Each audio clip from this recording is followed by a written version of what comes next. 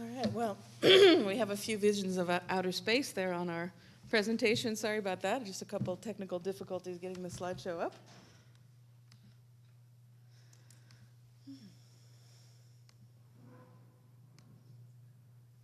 There we go. So this session we wanted to make fairly interactive, but we also wanted to start with just a few comments from each of our perspectives about student mobility and about open courseware and open education and how it is addressing certain problems. So as Edmundo mentioned, I'm the director of the Open Courseware Consortium, which is a global group of universities that are looking at open education as a way to solve some of their challenges. And we often get the question, why do we want to do this? Why should we participate in open education? What is it that you're trying to solve? So to start off, I just wanted to give a few global perspectives on open education and what's been going on around the world. So first off, what are we trying to solve? Why open education? As Willem mentioned earlier, education in Europe has been happening for 2,000 years, but there have been a few changes globally in those 2,000 years that education is trying to adapt to and trying to catch up with. So even in the last 30 years, we've had the phenomenon of globalization.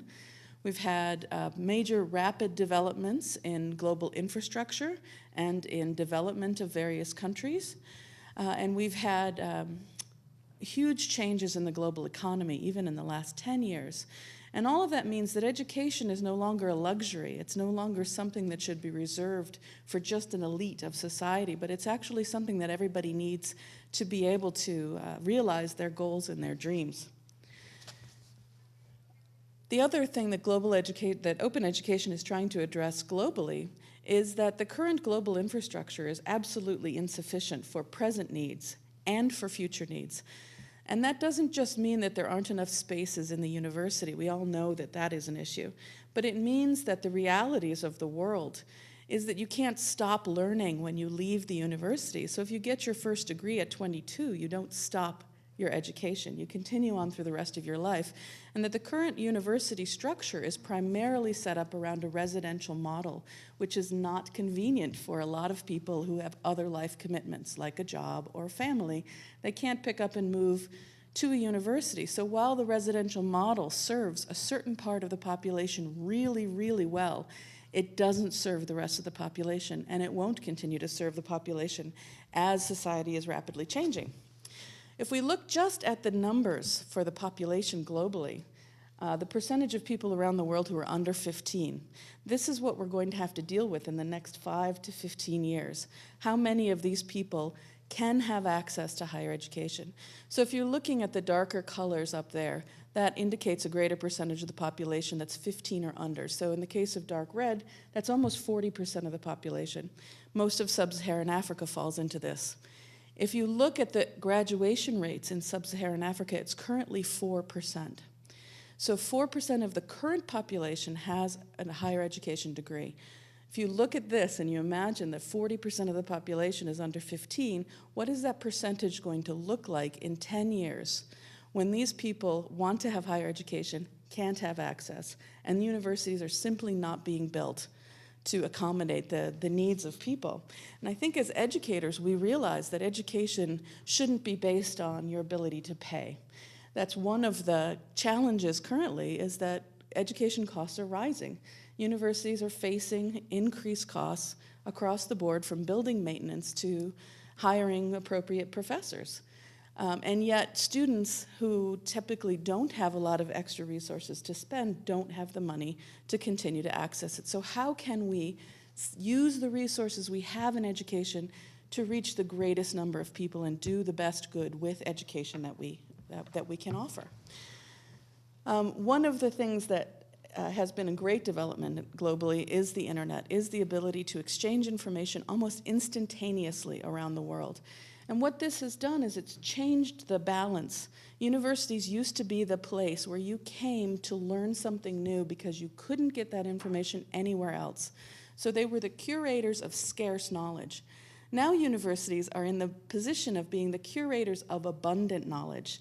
Now you have access to as much knowledge or as much information as you want, but it's not packaged on the internet in a way that you can learn. And that's the very important role of a university, is to figure out, how do I pull all of this information that's readily available in a way that people can use?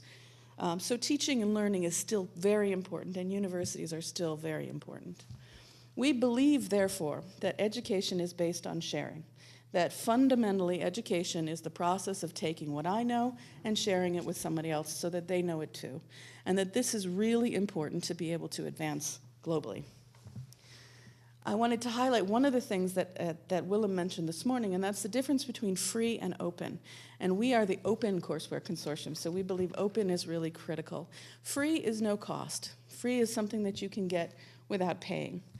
Open is free, so it's also no cost, but it means you have the ability to change.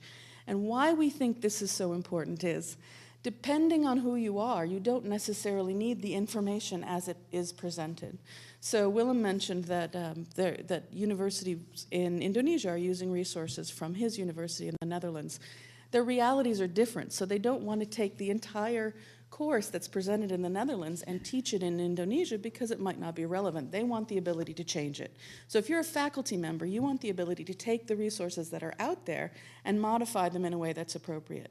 If you're in a corporation, you want to be able to take some of those, say, human resources courses that are offered, use the portion that's relevant to the people that you're trying to train in your business and be able to share that out. If you're a student, you want to take the part of the course that you think is important to help your fellow students understand and be able to share that with a study group, or add in other resources, or bring in an article that you found on the newspaper. Open lets you do that, and so that's why we think that open is really critical.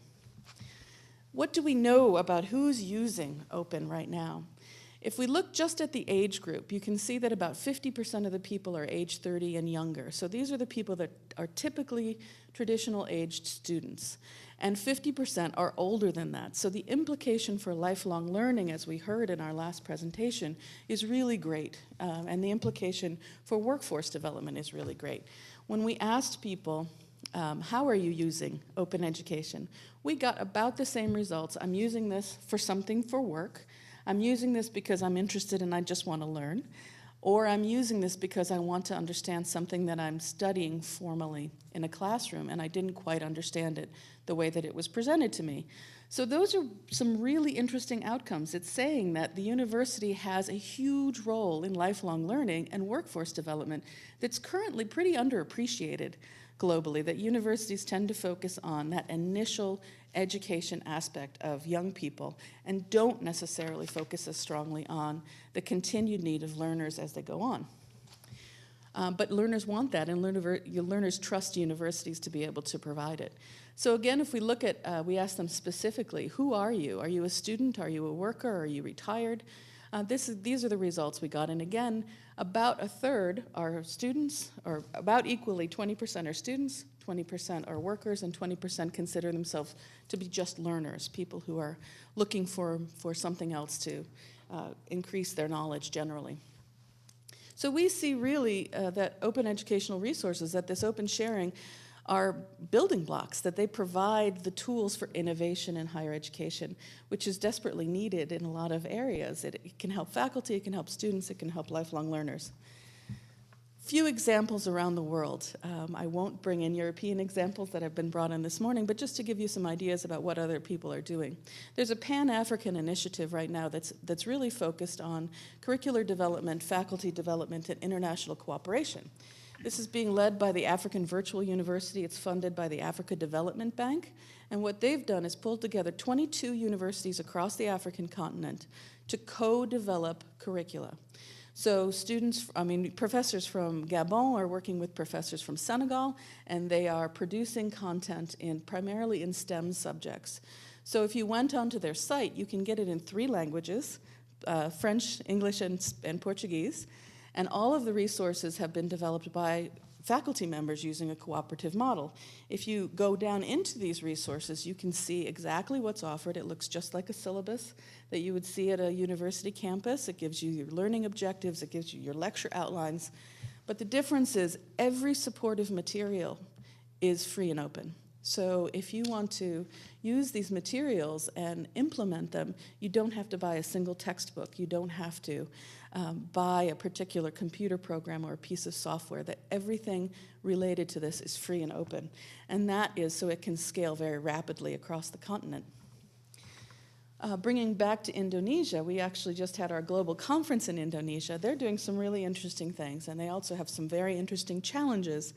They have, depending on how you count it, they say, between 1,700 and 3,000 islands. And our conference host said that depends on the tide.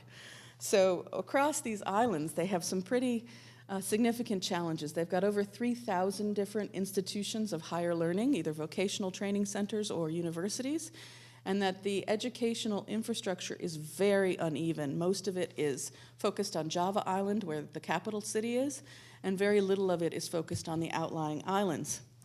And that they have students who are facing the same issues that students are everywhere, that they're trying to get educated. It's difficult for them to access it, and then the promise of a job afterwards is pretty thin. They also have the additional problem of having faculty that are fairly undertrained. So outside of the capital city, less than 20% of the faculty members have PhDs. So how do you capitalize on the intellectual resources that you have to make this available around the continent, around the country?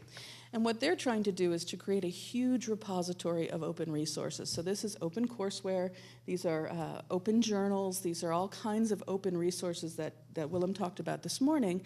And they've put this out through an expanded virtual network. So in partnership with the telecom industry and with some of the computer industries that are in Indonesia, they have connected over 100 universities right now, and their plan is to connect over 1,000 in the next year, so that these resources can be shared over high-speed access and that lectures can be shared, meaning that universities in islands that are pretty far away can hear lectures that are happening, say in Jakarta, and that the local professors can also benefit from connecting with other professors for their own professional development.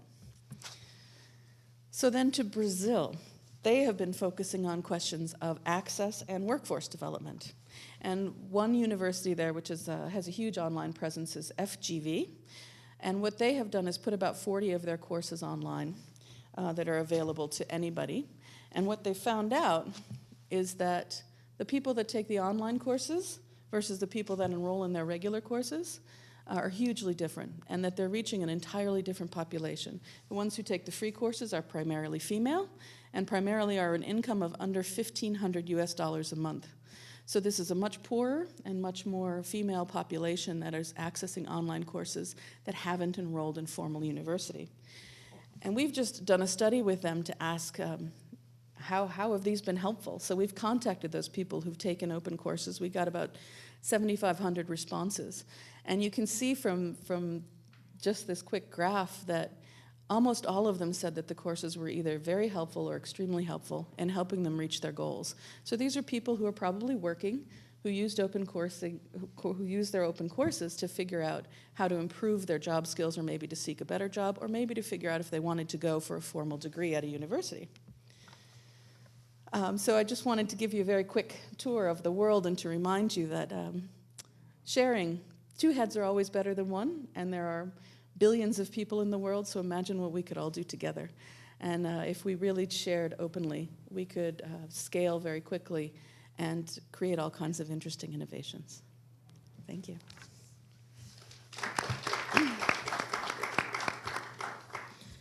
Thanks, José Manuel Páez and Edmundo Tovar for inviting me to be here. As Edmundo mentioned, I'm the Vice Chancellor of International Relations of the University Carlos III, and I basically deal with physical mobility of students, not virtual mobility of students. So for me, my contribution to this roundtable is going to be to try to say where can we sort of collaborate and see how the virtual mobility reacts with the physical mobility or residential mobility, the way you have call it. And so it's more for the discussion more than something that I have to transmit or a presentation that I have prepared that I haven't. So first, let me tell you that from my point of view, internationalization is a key aspect of the university. So whatever means helps internationalizing, it's difficult, the university, of course, is welcome. And virtual mobility certainly is one of the key aspects. So in that sense, from my point of view, virtual mobility is a complement to physical mobility, and in some cases it's also a substitute of physical mobility. In the cases where physical mobility cannot happen, virtual mobility is certainly a substitute, not a complement. But when physical mobility can happen, either because the students have the economic resources or because they have access to different universities, then in that case, from my point of view, virtual mobility will be a complement, not a substitute. But as you just mentioned, in many parts of the world, they don't have enough resources for the physical mobility, so clearly the only chance is no education or virtual education. So in that case, it's obvious. In that case, is a substitute, not a complement to actual education. I said this because many people say that many universities in the near future will disappear because of the virtual mobility. And the virtual capacity that universities will develop will create and reduce the number of universities that we have around the world. That could be a case in some countries, but certainly those institutions that dedicate to high-quality education, for example, high-quality universities, where research is done together with teaching, clearly there will be a need for physical interaction.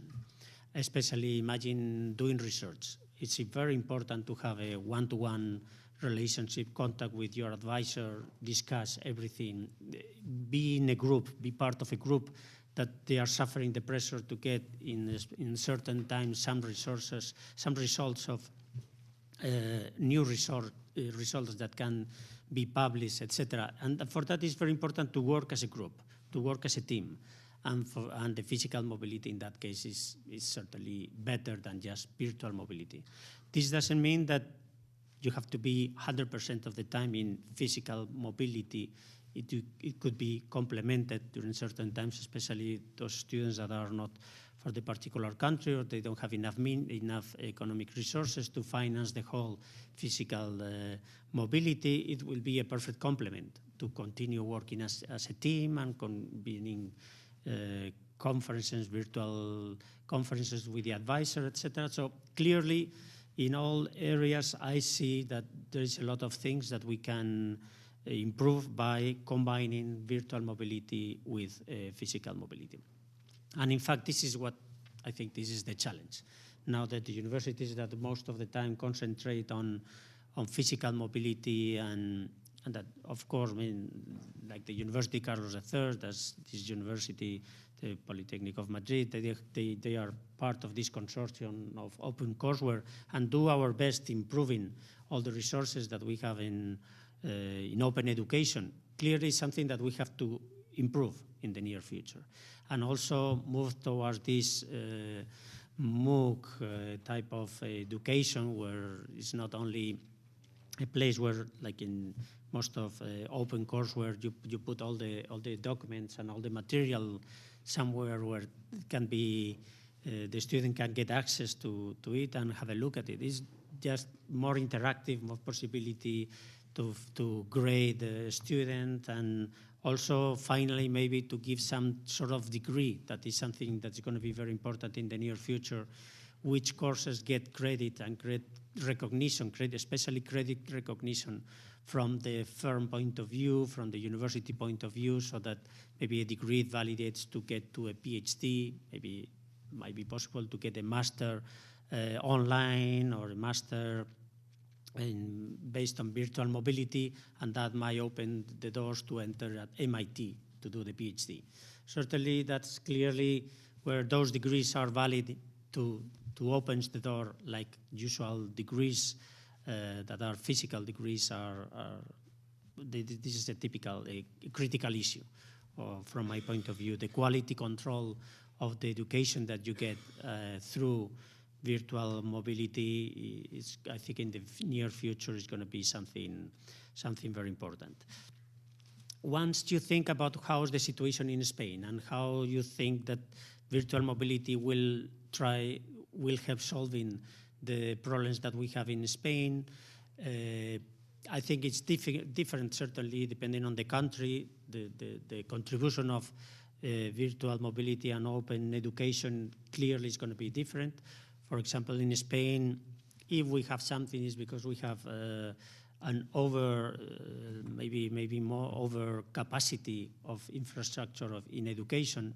So in that case, we still have places for physical mobility of students, but this doesn't mean that all the university can function at full capacity, because maybe the quality of the whole universities are not good enough to attract students from all over the world. So maybe one of the aspects will be in the near future to reorganize the situation of the universities in Spain, and maybe certain universities concentrate more in virtual mobility and not so much in physical mobility, because the physical mobility is clearly much more expensive. So there will be probably some pressure towards this kind of movement in Spain. At the same time, we have a serious problem of productivity in Spain, as has been well established by all international institutions. And the best way to improve the productivity of the country and the productivity of the firms is based on human capital. Clearly, we have to improve the human capital. And open education can improve the human capital, especially through the long life learning. Not only the part of the population that went 20 years ago to university, they think that they have finished with all the learning. No, they have to continue learning through all life. And I'm sure this open education should play a very important role in improving the productivity of the Spanish population.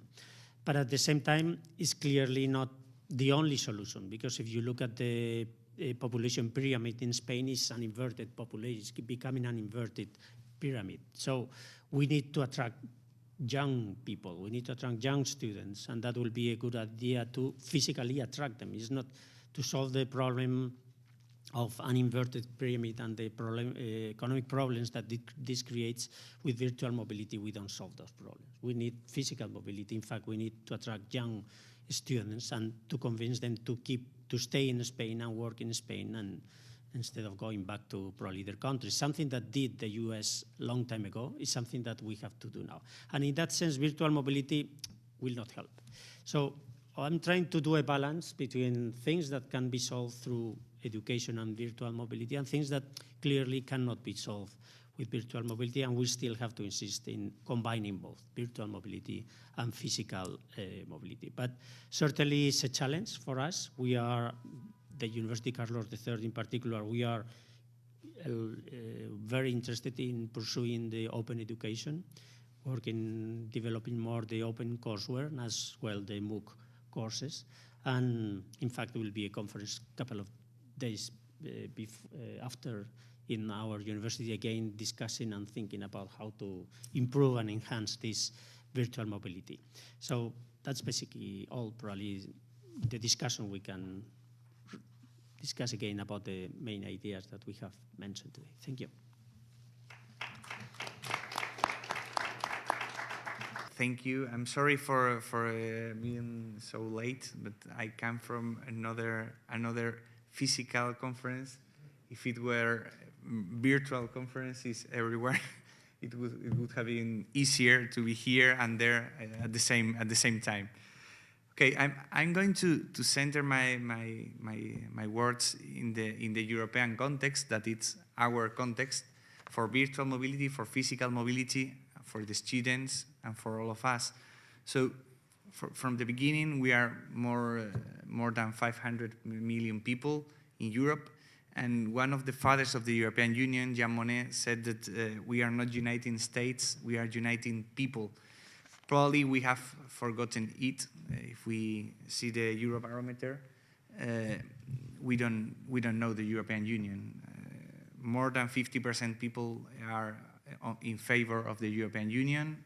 14% are against or think it's bad for their country, and almost 1 out of 3 think that it's neutral. If it's neutral, if they think it's neutral, it's because they don't know the European Union. because European Union is not neutral. It's totally not neutral. So why we have this gap with the people? Probably because we have forgotten that the European Union only has sense because it offers advantages, because it is for people, because it unites people.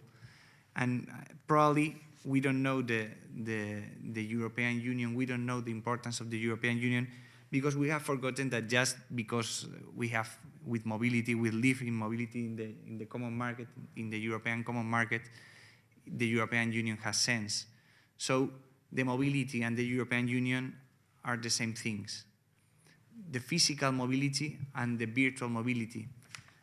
Probably 50 years ago, when people want to study or want to work or want to just think about other places to live, if he's from Galicia or from Salamanca, perhaps he can come to Madrid. Now we go from Madrid to Berlin, to Paris, to London. So we have changed the play of ground, the ground play, we have changed the environment. So we have problems, of course, because we are learning in the European Union how to get the best of the mobility of the common market, learning because mobility is always a learning experience, but we have to help people to make the best, to get the best of this European mobility. And we have some problems, of course. For example, we have the language problem. Now we are speaking in English, a common language, common, not so common, because not everyone can speak English. And we have 23 languages in Europe. So this is a problem for virtual mobility, and this is a problem for physical mobility. So we have to work to solve this problem. I hope in 10 years, in 20 years, we don't have this problem. Of course, now it's a problem, and it will not be solved. As you told, one kind of problems can be solved by virtual mobility.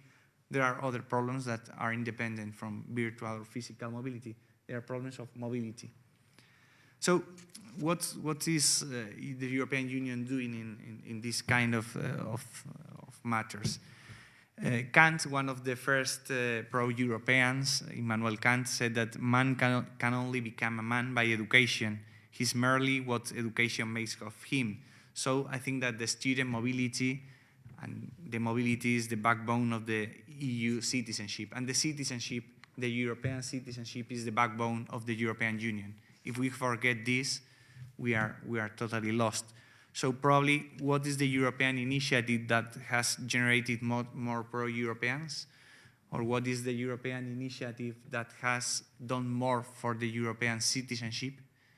Probably is the Erasmus program that has created one generation of pro-Europeans, and his families, his fathers, so let's go to education, let's go to these programs, because probably in the new higher education area we are creating, the Erasmus program has been the first step and the main step probably to actually create the European citizenship.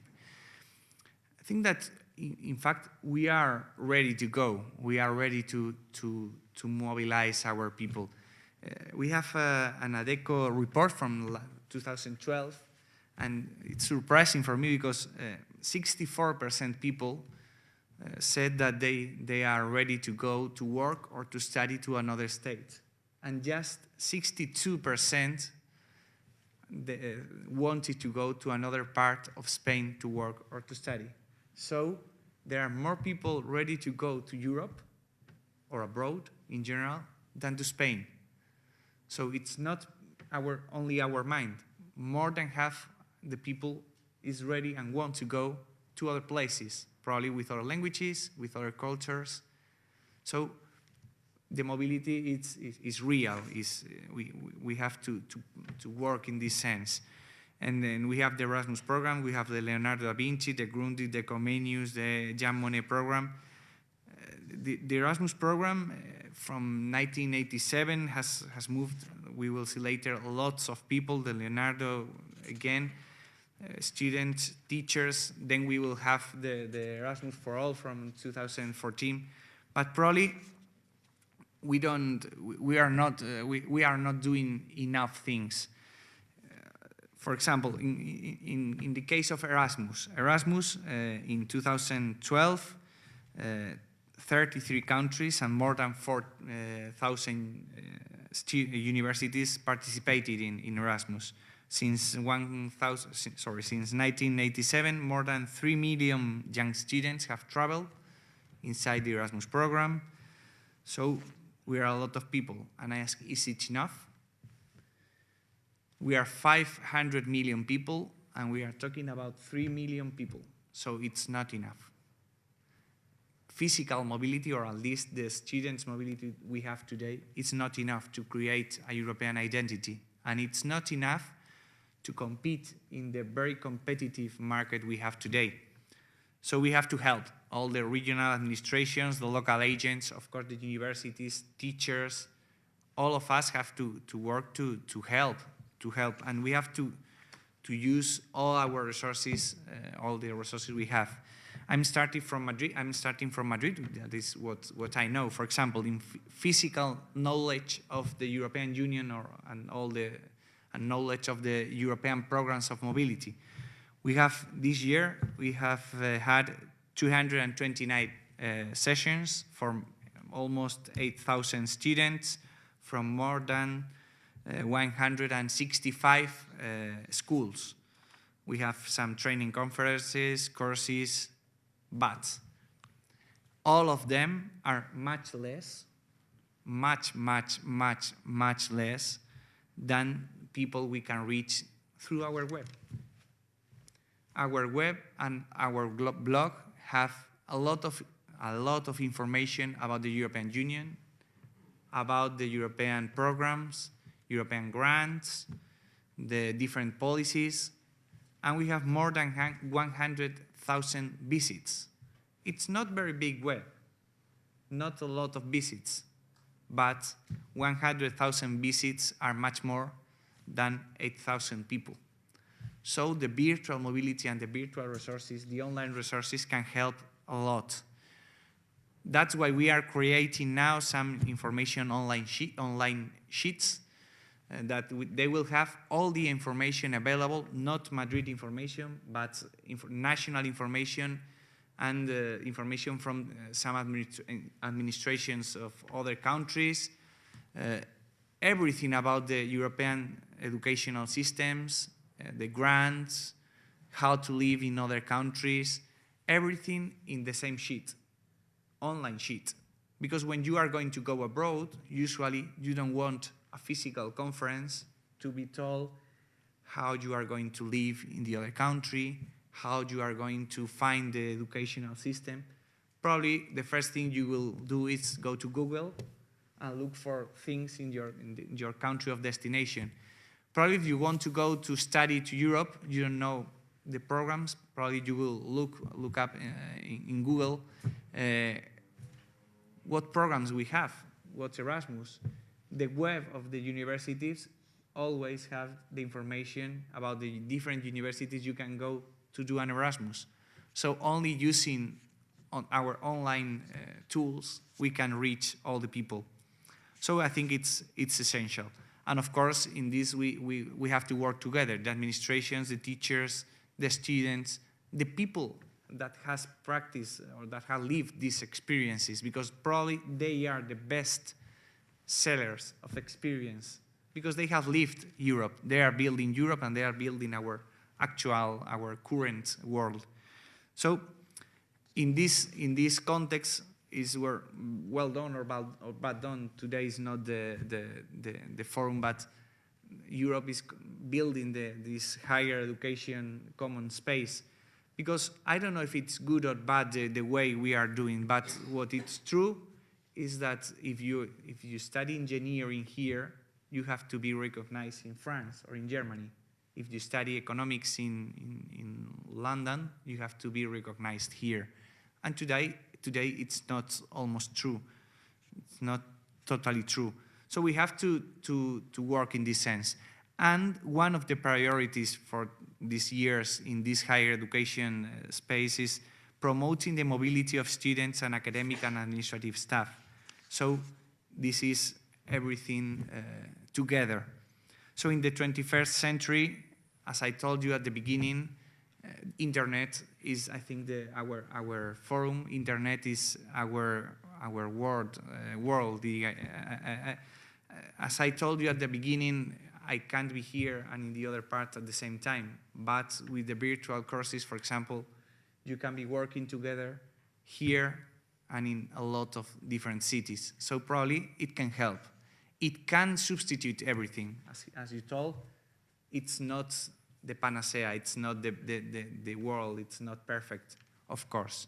Probably the experiences will be lived personally. Probably the real mobility will still be important, because if you go to another country to live, you will learn a lot of things apart from the course. But you have to complete these real or presential courses with online courses, because it's the only way to get or to have access to all the people, I think. And in this way, the European Commission has developed the first pan-European university MOOCs initiative. In Spain, the distance university, the UNED, is cooperating in this program. And I think it's, of course, it's important. And in Madrid, we are working in this kind of courses. We have presented one European project with Carlos III, and now we have presented a new European citizen online schoolship, virtual school with CEPADE and with SCP Europe and with the University of Cluj-Napoca in Romania. So we are all Europe in the same project, because we want to work for the citizenship where we can work for the citizenship, that it's in the web, from Romania, from London, from Paris, from Madrid, from the public administration, from the university, working together online to get as many people as we can. The pilot experience CEPADE organized in these online courses was a free course about the European Union with more than 1,500 people. So I think it's a very good point to start. So I think that the virtual mobility will enable a lot of people to participate in these programs, probably because it's very simple, very cheap in proportion in relation to the other mobility. So I think we have to use it. It's not everything, but we have to use it. An IT consultant, Rafael Hernán Pérez, said that talent transforms problems in challenges and opportunities. We are now in a crisis, and everything about, always talking about the crisis and the problems, but we have to change. Probably if we don't have enough resources to presential presence in everywhere, we can change and we can get the opportunity to construct, to build this new kind of courses, this new kind of mobility that is the virtual mobility, to complete the classic opportunities with the new opportunities of the virtual mobility. I think it's important. So probably, little by little, we will have not only a lot of Erasmus students, a lot of Erasmus professors or teachers, we will have also a lot of people that would have worked together online in a very established system, continuous system, because the virtual mobility can be more continuous than the real mobility. You can't probably stay abroad a lot of time, but you can work with people from abroad all the time. So I think it's important. And I have some ideas to conclude. Now we are in a very, very competitive context. So we have to use all our tools, the virtual tools, to not forgetting the real experiences, but getting the best of the new tools. Bill Gates said that the internet is becoming the town square for the global village of tomorrow. Perhaps internet can also be the classroom of tomorrow. What is true is that we have to compete and to live with 7,000 million people now in the world. And it's different. 50 years ago, we lived with our village, with our city, with our country. Now we live all together, mixed and competing all the world. So we have to change our mind. Again, Bill Gates says that communication and information technologies may have an important role in the improvement of teaching and learning, for sure. For sure that virtual mobility and virtual courses will be very important, I think, in the future. But we can't forget, in the sense you said that it can substitute everything. Man is a social animal, so we can't forget the experiences, the real experiences of mobility. I think that the virtual education has its own space, but our happiness, our welfare is much more related with the relations we have than with the use of new technologies. So we have to use new technologies to have better relations, to have better schools, to have better courses, not to substitute the contact with other people. I think it's very important. We can have virtual conferences, but if we lose the relation between people who is working in the same things, probably we lose some things. Another sentence, I think that it's another quotation, I think it's important. Samuel Johnson said that language is the dress of the thoughts. So as I said in the beginning, we have a very, very, very big challenge with languages. Virtual mobility and real mobility need learning languages. And it's very important that if we don't learn languages, probably we won't be able to learn lots of things, because probably education is getting global. So probably education, like in the Carlos III, in CEPADE, usually we will have a lot of courses in English, in French, in German, or I don't know. So if we don't learn languages, we will lose these opportunities. James Brown, the musician, said that ask yourself if you are doing today, if what you are doing today get you closer where you want to be tomorrow.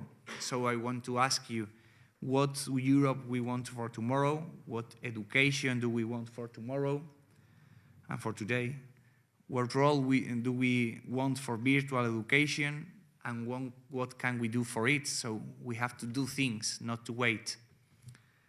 I don't know where we are going to arrive with virtual education, but if we do some history, if we remember the way from the tam-tam to the phone, and then from the shared phone in the cities, when you want to call, you have to go to another house because you don't have any phone, and then everyone has a phone at home. Then, when I was young, I saw a phone in a film, and I asked my father, "Oh, a phone in a car. Oh, it's fantastic. Do you think it's possible to have a phone in a car?" "Oh, no, it's important. It's impossible. Sorry, it's only for important people, for VIPs and for ministries and so that." Oh, later I saw a cell phone in a film. "Oh, it's fantastic." "Don't think so. It's impossible that you will have a cell phone." "Okay, I don't have a cell phone. I have 2 cell phones now." Because everyone has a cell phone. Probably not Graham Bell. Me myself, didn't imagine 20 years ago what communications we will have today. What communications will allow the telephone, the cell phone, or whatever. So I don't know if with virtual education we will have a similar way, because I think it's impossible to imagine. I think that we have to imagine the impossible, because probably will get real. In fact, Einstein said that in moments of crisis, only imagination is better, or is more important than knowledge. So let's imagine tomorrow. I don't know what I will want to study tomorrow. I'm sure I will continue studying like I do now. I don't know where I will like to study tomorrow. But what I'm sure is that if I don't study in a global context, virtual or physical context, I will get loose and I will not learn as much as I should. So that's my recommendation, that we have to get the best of the opportunities that the new technologies offer us, without forgetting the classical education that will complete, of course, or be in fact will continue be the core of the universities, of course. So that's all. Thank you. Thank you very much. Thank the Vice Rector and the Deputy Director for their comments. I think they were really useful in that there are some excellent takeaways from what they were talking about, that technology and the internet has made it possible to think beyond your immediate borders, that it's a tool to help you reach your goals and not the goal itself. And that you can think about this in all kinds of contexts, whether it's building a regional citizen or a global citizen, or serving the economic needs of your country, or serving the immediate needs of your university, that these tools are available to us now, and the real challenge to us in the immediate future is figuring out how best to make use of these opportunities to really help us focus in and reach our goals. So thank you very much for those comments, and I wanted to open it up also to the rest of you to see if you had comments or questions that you would like to add.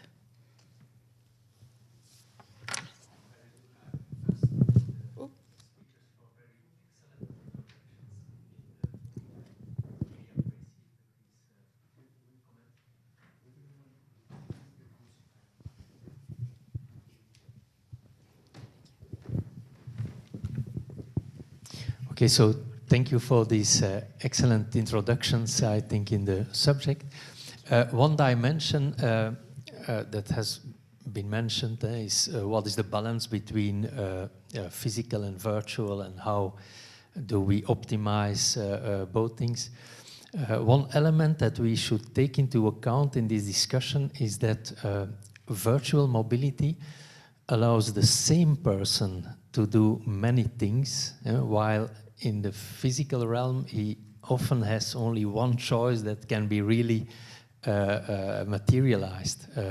To give an example, we noticed we have a course on language and culture, and from the moment on that we made an open course of it, we noticed that students with a totally different profile than the one we expected and the one we allowed into our program were following this course.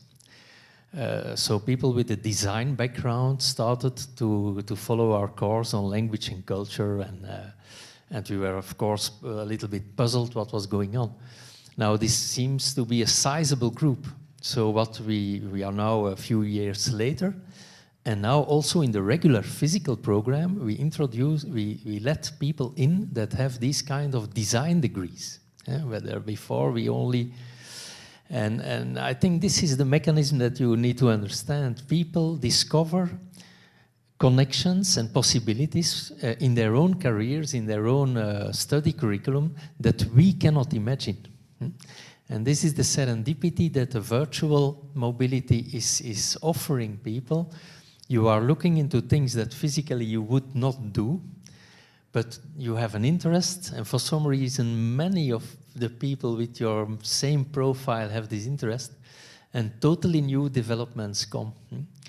And to come back to this bad crisis we are in, if we knew the solutions, the crisis was gone, of course, so we do not know what to do. So our only chance is a kind of serendipity, that young people who make unexpected combinations, who are physicists who say, okay, but I'm going to think about communications, and I take an open course on that, and I totally reorient. And these are the people I think we are looking to, who will boldly go into new frontiers, and in the unexpected. That was just something I wanted to add to the discussion.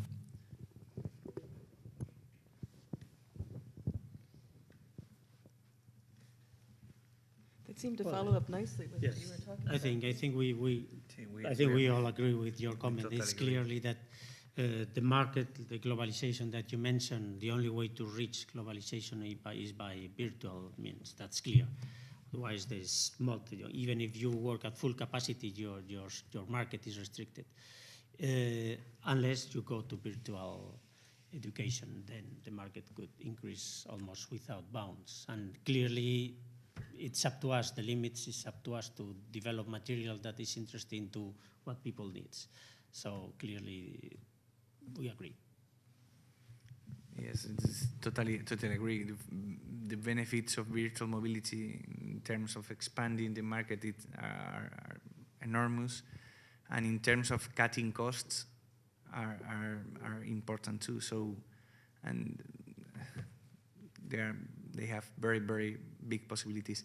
But we can't forget that probably to have a good virtual education, you have to have good teachers that still work with real education. So we have to keep balanced both of them, because probably the reference universities in virtual education will remain being the classical institutions for presential education. So it's a balance, a very difficult but important balance.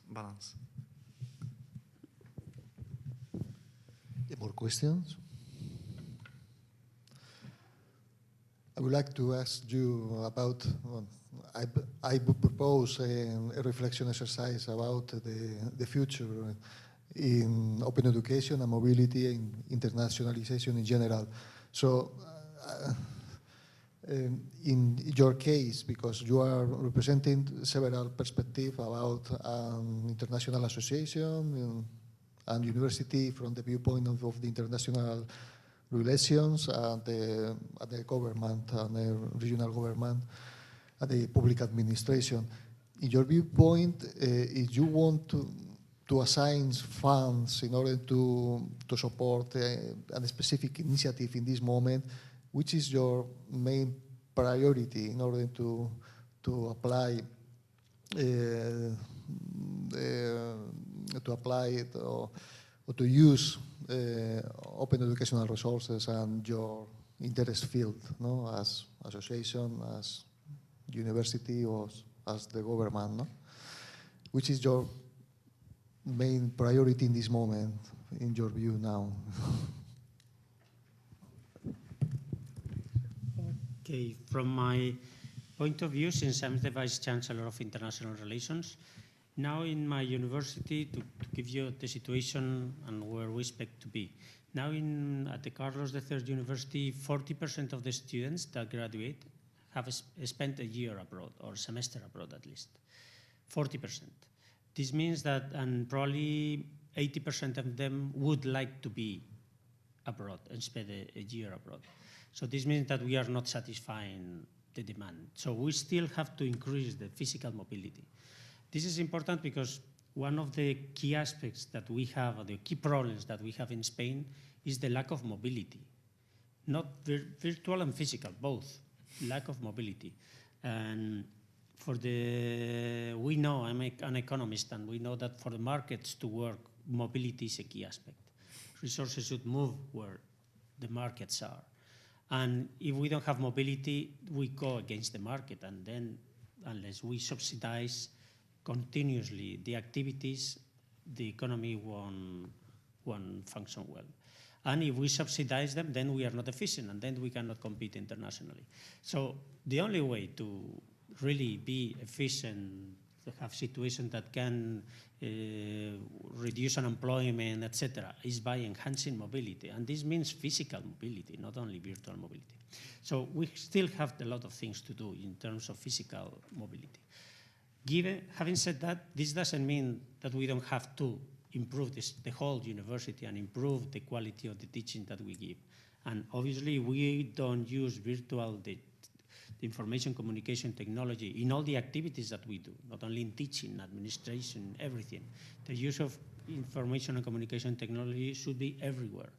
And obviously, in teaching, it's a key aspect, but as well attracting students. And as it has been mentioned, you mentioned that especially, if students from very far away suddenly get into the university webpage and identify an interesting course, they might apply later on. So clearly, I mean, the possibilities of combining virtual and physical mobility are a lot. And maybe the students, once they have followed a course in a university in the US, they want to go to the US to do a master or whatever, because they are really they are following a professor that they were very impressed by the way they think. So they might follow. So we still don't know exactly where all the possibilities of how the virtual mobility interact with the physical activity that we do at the university. So from our point of view, the problem, we try to become a university that is bilingual, English and Spanish. In my opinion, the whole university should be bilingual. We are far away from that goal, but we still have to move that way. Moving to virtual mobility, that will help a lot into moving to a bilingual university, because we can create documents and courses in English, and that will increase as well the market for the courses that we have, and also give material to our own teachers that they might not be well trained to prepare such high quality courses, but they could prepare and use the course that a very well faculty professor has prepared and use it in our physical education as well. So the interaction and the improvement between virtual, physical, is very important. And unless we push and we move fast towards the MOOC courses and towards the open courses, open education, unless we do that, we don't be competitive internationally. So there is no option. We have to go that way. We have to attract good faculty that will produce good material to put in open education, and that's the goal. But in a situation that we are right now, given that the economic resources are very scarce, that's a situation where we have to push for virtual resources and virtual mobility that clearly is cheaper. So even now is even more important than maybe 10 years ago. So the future is to push for both physical and virtual education. Yeah, I totally agree. In fact, I think that the Europe biggest problem is the lack of mobility in Europe. When we designed the euro, we incredibly forgot that without mobility, a monetary union is not going to work. I'm an economist too, so I totally agree. Second, I think that the main actors to develop the mobility with the institutions are the universities. The higher education, I think, that has much more possibilities than in any other education. So probably the biggest effort should be done by the institution, the educational institutions. But of course, the administrations, we have a very, very important responsibility. We have to support all the people and give them tools to make them capable to participate in this mobility. For example, with languages. We participate in some projects of virtual mobility, and I think that there is no other possible scenario in the future. We have to be there. So we have to help the universities or people interested in to develop virtual tools. In the same way we have helped to develop the traditional education.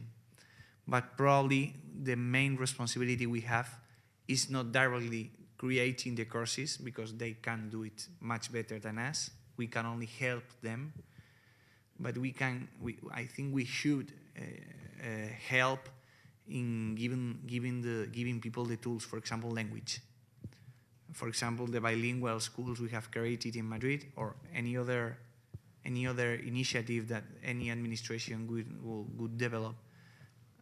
It's important to physical mobility and to virtual mobility to be able to communicate.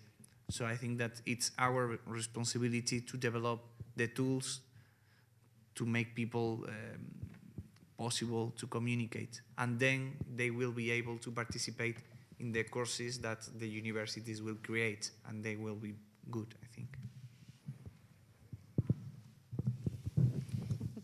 So Edmundo asked me this question. He knows I have a long wish list of things for open education, so I won't go through the whole list, but one of them is interactivity. I think that the ability for students learners, workers to connect together around common subjects virtually is really important, and we need to pay a bit more attention to how we can help create cohorts of learners online, diverse learners, so that somebody who's looking at a subject in India and someone who's looking at that same subject in Spain have a common place to go to both increase their understanding of the subject and increase their understanding of each other, and perhaps their motivations for studying and where they're coming from and how they see it unfolding.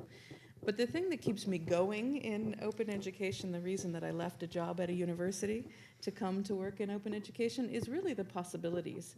I see the work that we've been doing over the past 10 years as planting a garden, that we've created a pretty diverse garden, and what we are inviting are all the chefs in the world to come in and pick the ingredients and come up with the things that we in this room can't imagine will happen in 10 years. But I feel like we're laying the foundations to make those things possible, and that's really important work. And so I have applauded many of the universities in Spain for being so proactive. Carlos III, certainly UPM, have really been at the forefront of making sure that these materials are available to people in languages that they can access, not just in English, not just in Chinese, but in languages that represents the world's diversity. And I think that that's really important, because what someone will create from this in 10 years will be the cell phone, will be the thing that we can't imagine in this room today. And I think that that's important, and so that's what keeps me going in the morning. Okay, any question more? Additional questions? Okay. I would like to thank to the participants in this roundtable. It has been very interesting, and thanks for your availability, to participate here, and for your interesting answers. Thanks, and I would like to resume to say that we will go to resume in the afternoon session at 3:30 after lunch. Thank you very much for your participation. I hope to see you later.